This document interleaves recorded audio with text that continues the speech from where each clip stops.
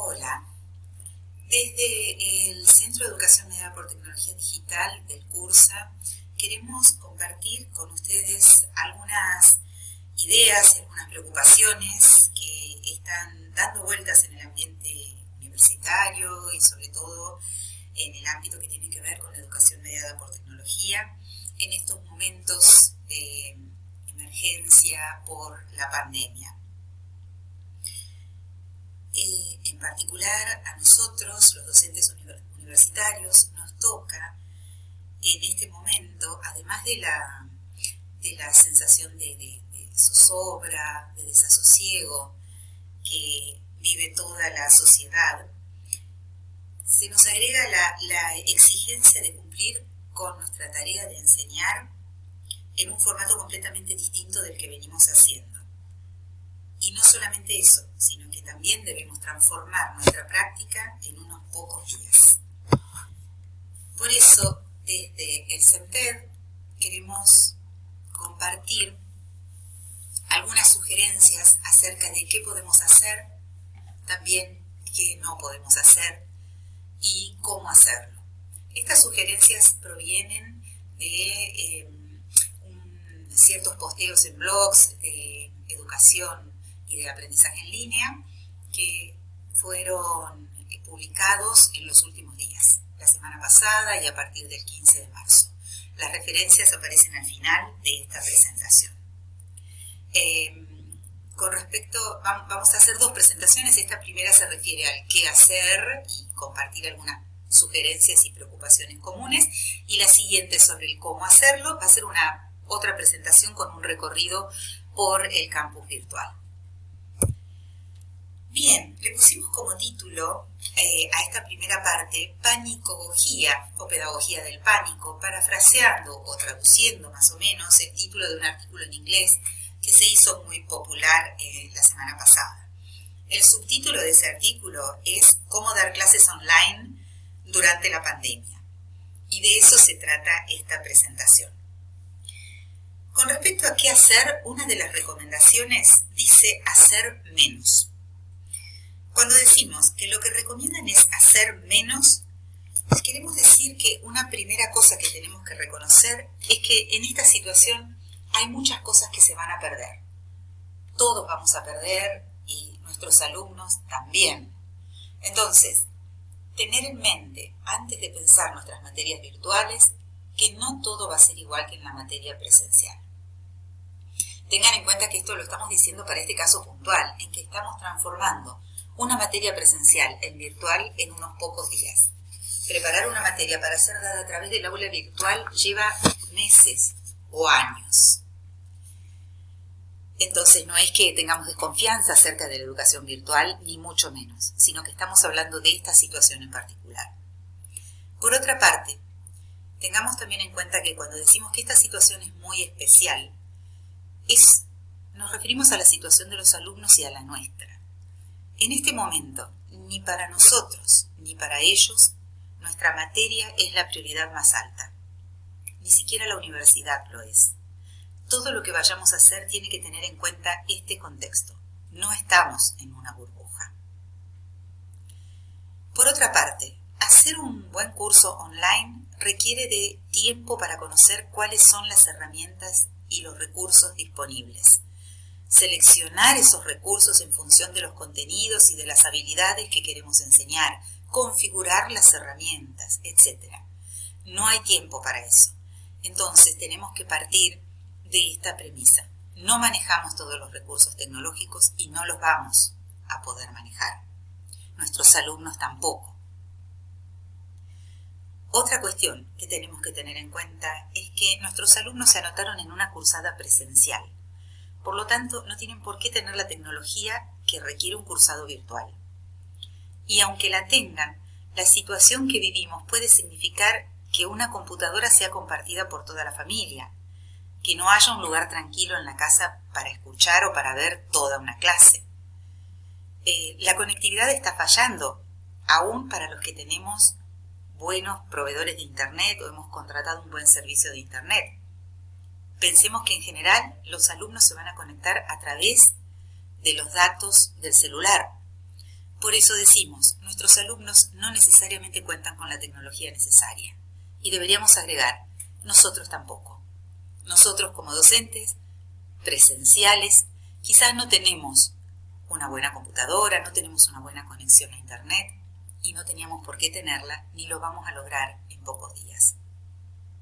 Por último, tener presente que dar las clases y asistir a clases desde la casa no es una ventaja. Aprender desde casa tiene sus limitaciones, no solamente tecnológicas. En situaciones de aislamiento esto empeora porque el espacio compartido en general no es un espacio propicio para estudiar. Tampoco este espacio es el más propicio para dar las clases. Entonces, tengamos esto en mente en el momento de preparar nuestras clases. Cuando decimos que tenemos que hacer menos, queremos remarcar, sin embargo, que hay algo a lo que no podemos renunciar o a lo que no deberíamos renunciar o que debería transformarse en nuestro primer objetivo. Y es lo que desde esta perspectiva se llama la compasión. Tomamos esta frase de uno de los artículos porque nos identificamos y nos pareció que da cuenta de esto. Dice así, aunque parezca que el foco está en la tecnología y las herramientas, lo que realmente importa es la compasión. La habilidad que la panicogogía requiere es una compasión crítica, la capacidad de ver la situación como lo que realmente es, darse cuenta de lo que está pasando, de cómo podemos actuar dentro de esto y de cómo podemos compadecernos de esto. Por eso, quizás nuestro primer objetivo, y para algunos el único, sería tratar de conformar con nuestros alumnos un vínculo, una comunidad de aprendizaje y de apoyo y de acompañamiento en este momento. Muchas de estas cosas seguramente han estado circulando o las hemos estado pensando o las hemos compartido con algún colega en alguna charla informal. Esto simplemente tiene el objetivo de hacerlo explícito y de ponerlo como un marco común, desde el cual, dentro del cursa, estamos pensando este paso, esta transición al modo en línea que nos está exigiendo la situación. En este marco van algunas sugerencias generales. Una, poner la energía en los contenidos mínimos, esenciales de nuestra materia. En esto que dijimos de hacer menos está esta idea. Si tomamos conciencia de que no vamos a poder hacer todo, entonces pensemos qué es lo indispensable y pongamos todos nuestros esfuerzos en esos temas, aunque sintamos que estamos dejando de lado cosas que de hecho las vamos a estar dejando de lado. Intentar dar microclases en lugar de largas clases teóricas. Las clases virtuales, ya lo vamos a ver después, se dan por escrito a través de documentos en PDF o bien en audio o en video. Se dice que el tiempo máximo para una videoconferencia es de 40 a 45 minutos y nosotros desde el CERTET recomendaríamos menos todavía. Es mejor estar cerca de los 30 minutos, más que de los 40. Por eso, lo ideal es limitar las explicaciones a un concepto por vez. Partir la clase en tantos conceptos como sea necesario. De eso se trata una microclase. En uno de los artículos que consultamos dice, es el momento de brillar para las microclases. A veces tendemos a resistirnos a esto. A veces nos gustan las clases largas teóricas. Tenemos que tratar de repensar este punto. Y volvamos a la situación. Lo más probable es que nuestros alumnos no puedan estar mirando o prestando atención a una clase durante 2 o 3 horas sin ser interrumpidos, sin distraerse. Pensemos en nuestra propia experiencia en ese sentido y en lo que nos está pasando en este mismo momento con esta misma clase, digamos así, a la que estamos asistiendo. Después dice, evitar las actividades sincrónicas. En un primer momento, cuando nos dijeron vamos a tener que hacer nuestras clases en línea, dijimos quizás rápidamente, bueno, listo, se trata solamente de ver una herramienta de videoconferencia y listo, doy una videoconferencia en el mismo día y horario en el que daba mi clase en la universidad. Es muy probable que en el momento en que planeemos una videoconferencia, muchos de nuestros alumnos no se puedan conectar, tengan algún problema técnico, tengan algún problema de conectividad. Nosotros mismos podemos tener ese problema desde nuestra casa, algún problema con el micrófono, algo que impida ese cumplimiento del horario. En realidad, lo que tenemos que pensar es que la videoconferencia, aunque puede ser lo primero en lo que hayamos pensado, no es la opción más simple ni tampoco la más realista. En cuanto a las herramientas para poner en línea nuestras clases, tratemos de usar las herramientas que ya conocemos, con las que nos sentimos cómodos. Por ejemplo, si estamos acostumbrados a dar nuestra clase con un PowerPoint, sigámoslo haciendo así.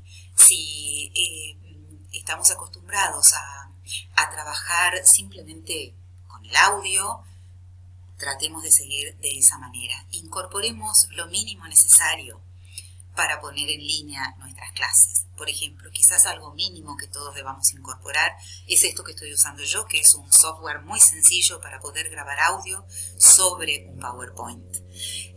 Pero no tratemos de, en pocos días, utilizar muchas herramientas nuevas que seguramente vamos a encontrar en Internet si buscamos clases en línea, educación virtual o cómo virtualizar clases. Hay muchas, son muy lindas, pero no tenemos tiempo de hacer eso. Entonces usemos lo que conocemos. Bien, con respecto a las tareas, minimizar las tareas. No pensemos que en este pasaje a la clase en línea tenemos que tener a nuestros alumnos ocupados la misma cantidad de horas que concurrían a nuestras clases presenciales. Si tenemos una materia de 6 horas, no llenemos a los estudiantes de un montón de actividades porque pensamos que tenemos que ocupar 6 horas de su tiempo en su casa. Vamos a llenarnos de trabajo nosotros, no vamos a poder revisar esas tareas y lo más probable es que no sean efectivas. Uno de los artículos dice, quizás debemos volver a la tarea más sencilla y la más importante en la universidad, que es leer. En lugar de gastar nuestro tiempo y nuestro esfuerzo en planear y configurar tareas complicadas, podríamos buscar quizás lecturas motivadoras, lecturas breves pero desafiantes que obliguen a los alumnos a emitir una opinión y después compartir esas opiniones en el aula virtual. Es más enriquecedor que llenar muchos cuestionarios o guías de lectura. Flexibilizar las reglas. Cuando hablamos de flexibilizar las reglas, estamos hablando sobre todo de cuestiones como los vencimientos de las tareas, no poner vencimientos estrictos, quizás sea conveniente manejarnos por semana. Por ejemplo, durante la semana tienen que hacer tales y tales tareas y el vencimiento será el domingo a las 23:59, por poner un ejemplo. Porque después podemos tener problemas con la tecnología y vamos a tener que estar modificando a mano esos vencimientos que pusimos o digamos, corrigiendo, enmendando cosas que dijimos. Preferible ser flexibles de entrada. Y flexibilicemos también nuestras propias reglas. Estamos acostumbrados y hemos dicho que la plataforma virtual, la plataforma PEDCO, es el lugar oficial donde se realizan las actividades académicas de enseñanza y aprendizaje. Sin embargo, en este momento incorporemos también otros lugares donde podamos comunicarnos con nuestros alumnos. Puede ser un grupo privado de Facebook, si es que estamos acostumbrados, puede ser un grupo de WhatsApp para enviar una comunicación urgente. Tratemos sí de que en lo posible, una vez por semana, los alumnos entren a la plataforma y que sobre todo la bibliografía esté en la plataforma. Bien, estas son las sugerencias generales que queríamos compartir con ustedes. Con respecto a cómo hacerlo, ya vamos a subir el próximo material. Y aquí en la última pantalla tienen las fuentes que consultamos para elaborar estas recomendaciones. Muchas gracias y cualquier consulta, recuerden hacerlo al mail del CEMTED o a través del foro del espacio de consulta y colaboración para los docentes.